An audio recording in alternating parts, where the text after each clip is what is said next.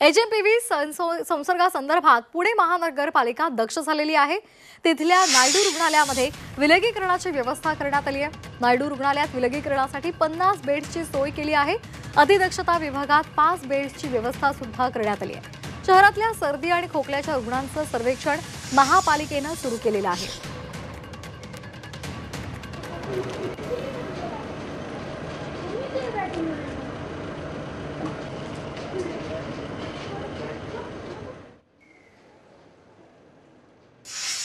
आपल्या दवाखान्यामध्ये isolation rooms आहेत। या आयसोलेशन रूम्स ह्या निगेटिव्ह प्रेशर रूम्स असतात की अशा रूम्समध्ये तुम्ही कोणताही नवीन रोगी आणल्यास तुम्ही त्याला टेक्निकल तांत्रिक पद्धतीने त्याचं आयसोलेशन करू शकता आणि जेणेकरून हा जो आजार आहे तो स्टाफना किंवा इतर रुग्णांना किंवा इतर जनरल पब्लिकला होत नाही।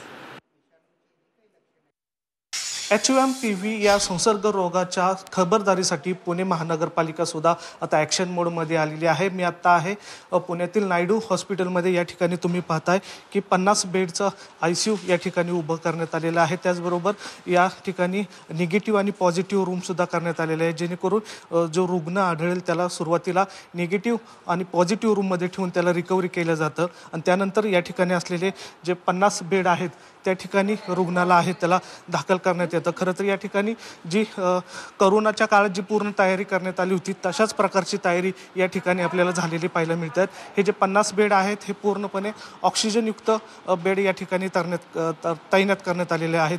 जवळपास नायडू हॉस्पिटलमध्ये प्रत्येक विषाणूसाठी लढण्यासाठी एक वेगळी स्वतंत्र यंत्रणा असते, ती या ठिकाणी आपल्याला सज्ज झालेली पाहायला मिळतात। जे काही टॅबलेट आहेत किंवा औषधं आहेत ते या ठिकाणी असे रॅकमध्ये ठेवण्यात आलेले आहेत। एकूण जर पाहिलं तर पुणे महानगरपालिका ही पूर्णपणे सज्ज झालेली आपल्याला पाहायला मिळते आणि नायडू हॉस्पिटलमध्ये ही जी पूर्ण तयारी आहे ती झालेली आपल्याला पाहायला मिळते। व्हिडिओ जर्नलिस्ट विकी कांबळेसह निलेश करमरे, झी मीडिया, पुणे।